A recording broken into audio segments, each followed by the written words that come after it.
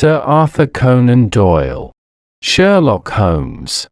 The Final Problem. Chapter 1. It is with a heavy heart that I take up my pen to write these the last words in which I shall ever record the singular gifts by which my friend Mr. Sherlock Holmes was distinguished. In an incoherent and, as I deeply feel, an entirely inadequate fashion, I have endeavored to give some account of my strange experiences in his company from the chance which first brought us together at the period of the Study in Scarlet, up to the time of his interference in the matter of the naval treaty, an interference which had the unquestionable effect of preventing a serious international complication.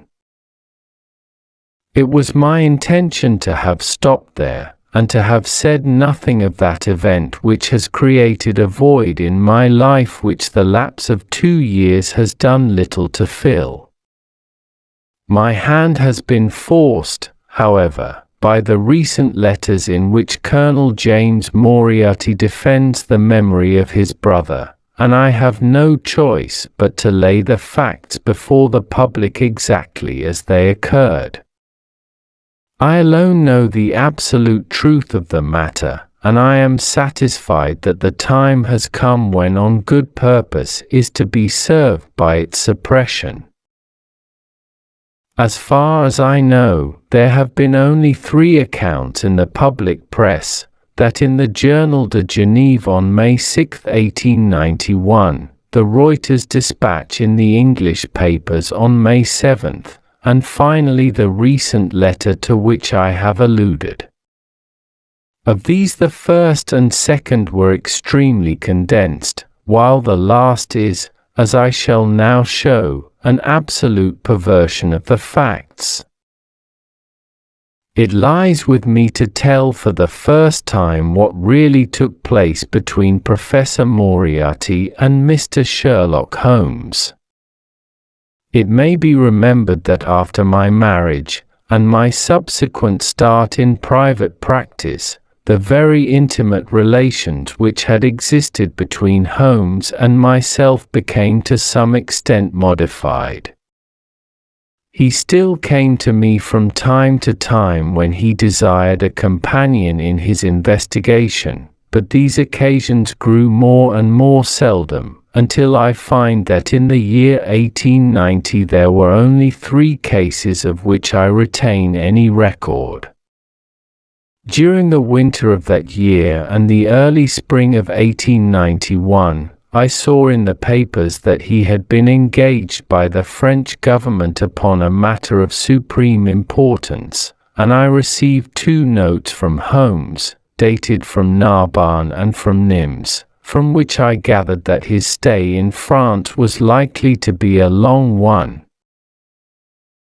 It was with some surprise, therefore, that I saw him walk into my consulting room upon the evening of April 24th. It struck me that he was looking even paler and thinner than usual. "Yes, I have been using myself up rather too freely," he remarked. In answer to my look rather than to my words, "I have been a little pressed of late. Have you any objection to my closing your shutters?" The only light in the room came from the lamp upon the table at which I had been reading. Holmes edged his way round the wall and flinging the shutters together, he bolted them securely. "You are afraid of something?" I asked. "Well, I am." "Of what?" "Of air guns." "My dear Holmes, what do you mean?" "I think that you know me well enough, Watson, to understand that I am by no means a nervous man. At the same time, it is stupidity rather than courage to refuse to recognize danger when it is close upon you. Might I trouble you for a match?" He drew in the smoke of his cigarette as if the soothing influence was grateful to him. "I must apologize for calling so late," said he, "and I must further beg you to be so unconventional as to allow me to leave your house presently by scrambling over your back garden wall." "But what does it all mean?" I asked. He held out his hand, and I saw in the light of the lamp that 2 of his knuckles were burst and bleeding.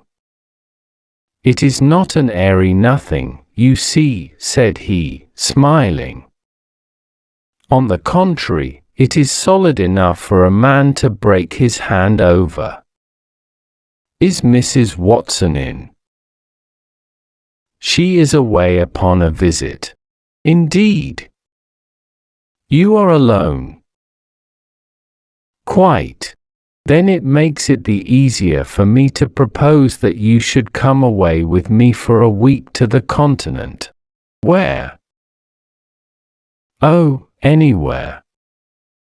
It all the same to me." There was something very strange in all this. It was not Holmes' nature to take an aimless holiday, and something about his pale, worn face told me that his nerves were at their highest tension. He saw the question in my eyes, and, putting his fingertips together and his elbows upon his knees, he explained the situation. "You have probably never heard of Professor Moriarty," said he. "Never. The genius and the wonder of the thing," he cried. "The man pervades London, and no one has heard of him. That what puts him on a pinnacle in the records of crime. I tell you, Watson, in all seriousness, that if I could beat that man, if I could free society of him, I should feel that my own career had reached its summit, and I should be prepared to turn to some more placid line in life. Between ourselves, the recent cases in which I have been of assistance to the royal family of Scandinavia, and to the French Republic, have left me in such a position that I could continue to live in the quiet fashion which is most congenial to me, and to concentrate my attention upon my chemical researches. But I could not rest, Watson, I could not sit quiet in my chair, if I thought that such a man as Professor Moriarty were walking the streets of London unchallenged. What has he done, then? His career has been an extraordinary one. He is a man of good birth and excellent education, endowed by nature with a phenomenal mathematical faculty. At the age of 21 he wrote a treatise upon the binomial theorem, which has had a European vogue. On the strength of it he won the mathematical chair at one of our smaller universities, and had, to all appearance, a most brilliant career before him. But the man had hereditary tendencies of the most diabolical kind. A criminal strain ran in his blood, which, instead of being modified, was increased and rendered infinitely more dangerous by his extraordinary mental powers. Dark rumors gathered round him in the university town, and eventually he was compelled to resign his chair and to come down to London, where he set up as an army coach. So much is known to the world, but what I am telling you now is what I have myself discovered. As you are aware, Watson, there is no one who knows the higher criminal world of London so well as I do. For years past I have continually been conscious of some power behind the malefactor, some deep organizing power which forever stands in the way of the law, and throws its shield over the wrongdoer. Again and again in cases of the most varying sorts, forgery cases, robberies, murders. I have felt the presence of this force, and I have deduced its action in many of those undiscovered crimes in which I have not been personally consulted. For years I have endeavored to break through the veil which shrouded it, and at last the time came when I seized my thread and followed it, until it led me, after 1,000 cunning windings, to ex-Professor Moriarty of mathematical celebrity. He is the Napoleon of crime, Watson. He is the organizer of half that is evil and of nearly all that is undetected in this great city. He is a genius, a philosopher, an abstract thinker. He has a brain of the first order. He sits motionless, like a spider in the center of its web, but that web has 1,000 radiations, and he knows well every quiver of each of them. He does little himself. He only plans. But his agents are numerous and splendidly organized. Is there a crime to be done, a paper to be abstracted, we will say, a house to be rifled, a man to be removed, the word is passed to the professor, the matter is organized and carried out. The agent may be caught. In that case money is found for his bail or his defense, but the central power which uses the agent is never caught, never so much as suspected. This was the organization which I deduced, Watson, and which I devoted my whole energy to exposing and breaking up. But the professor was fenced round with safeguards so cunningly devised that, do what I would, it seemed impossible to get evidence which would convict in a court of law. You know my powers, my dear Watson, and yet at the end of 3 months I was forced to confess that I had at last met an antagonist who was my intellectual equal. My horror at his crimes was lost in my admiration at his skill. But at last he made a trip, only a little trip, but it was more than he could afford when I was so close upon him. I had my chance, and, starting from that point, I have woven my net round him until now it is all ready to close. In 3 days, that is to say, on Monday next, matters will be ripe, and the professor, with all the principal members of his gang, will be in the hands of the police. Then will come the greatest criminal trial of the century, the clearing up of over 40 mysteries, and the rope for all of them. But if we move at all prematurely, you understand, they may slip out of our hands even at the last moment. Now, if I could have done this without the knowledge of Professor Moriarty, all would have been well. But he was too wily for that. He saw every step which I took to draw my toils round him. Again and again he strove to break away, but I as often headed him off. I tell you, my friend, that if a detailed account of that silent contest could be written, it would take its place as the most brilliant bit of thrust and parry work in the history of detection. Never have I risen to such a height, and never have I been so hard pressed by an opponent. He cut deep, and yet I just undercut him. This morning the last steps were taken, and 3 days only were wanted to complete the business. I was sitting in my room thinking the matter over, when the door opened and Professor Moriarty stood before me. My nerves are fairly proof, Watson, but I must confess to a start when I saw the very man who had been so much in my thoughts standing there on my threshold. His appearance was quite familiar to me. He is extremely tall and thin, his forehead domes out in a white curve, and his 2 eyes are deeply sunken in this head.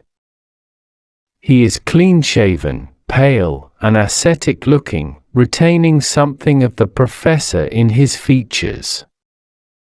His shoulders are rounded from much study, and his face protrudes forward, and is forever slowly oscillating from side to side in a curiously reptilian fashion. He peered at me with great curiosity in his puckered eyes.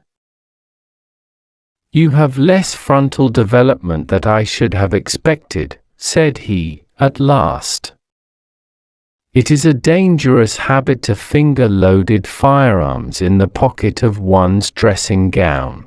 The fact is that upon his entrance I had instantly recognized the extreme personal danger in which I lay. The only conceivable escape for him lay in silencing my tongue. In an instant I had slipped the revolver from the drawer into my pocket, and was covering him through the cloth. At his remark I drew the weapon out and laid it cocked upon the table.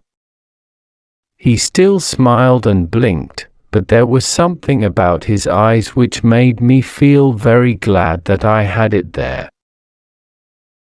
"You evidently don't know me," said he.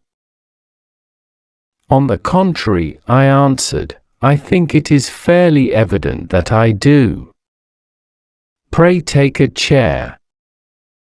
I can spare you 5 minutes if you have anything to say." "All that I have to say has already crossed your mind," said he.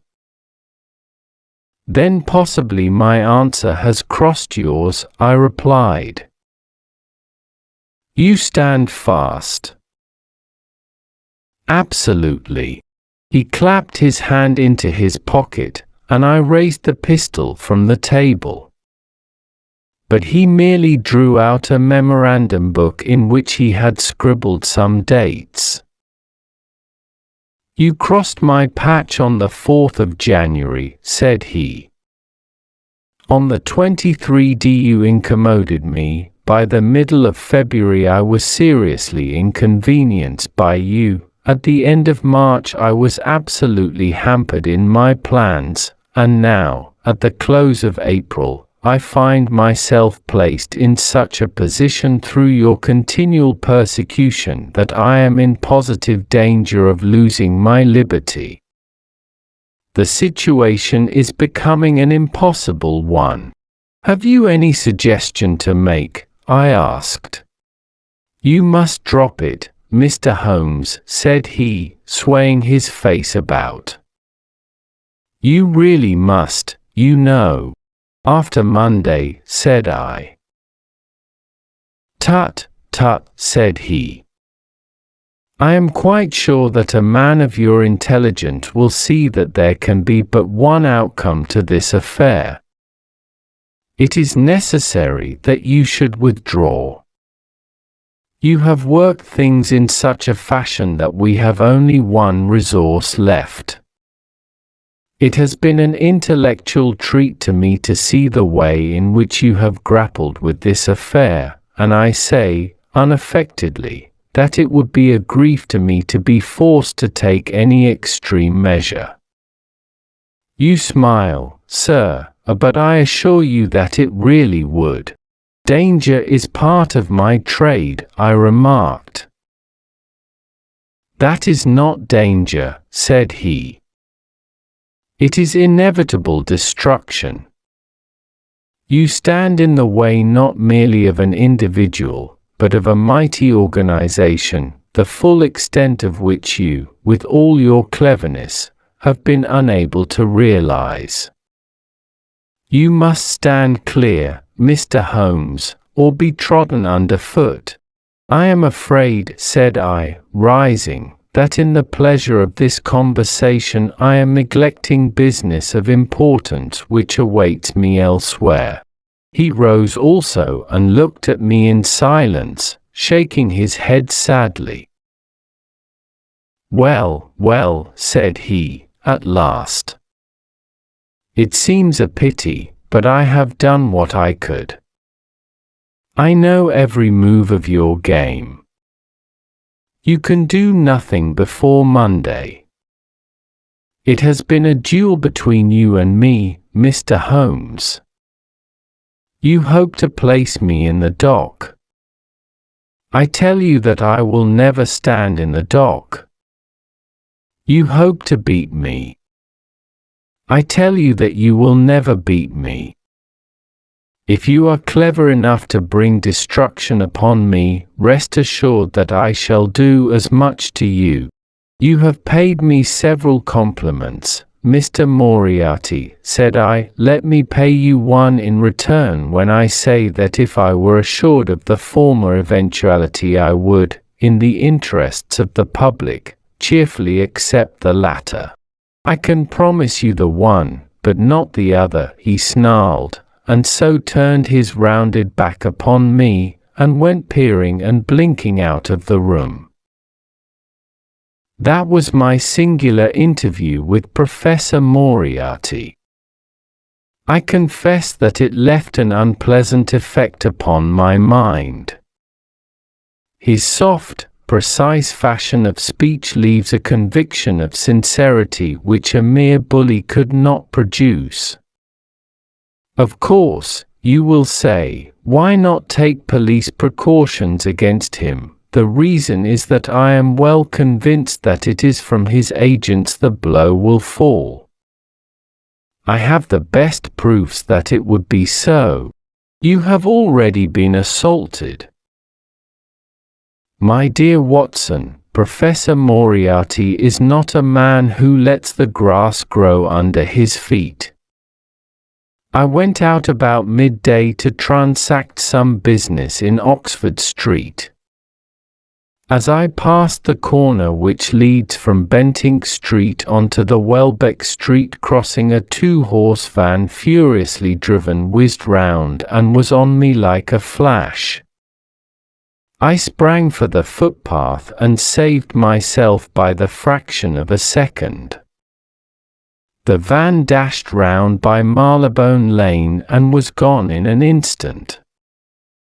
I kept to the pavement after that, Watson, but as I walked down Vere Street a brick came down from the roof of one of the houses, and was shattered to fragments at my feet. I called the police and had the place examined. There were slates and bricks piled up on the roof preparatory to some repairs, and they would have me believe that the wind had toppled over one of these. Of course I knew better, but I could prove nothing. I took a cab after that and reached my brother's rooms in Pall Mall, where I spent the day. Now I have come round to you, and on my way I was attacked by a rough with a bludgeon.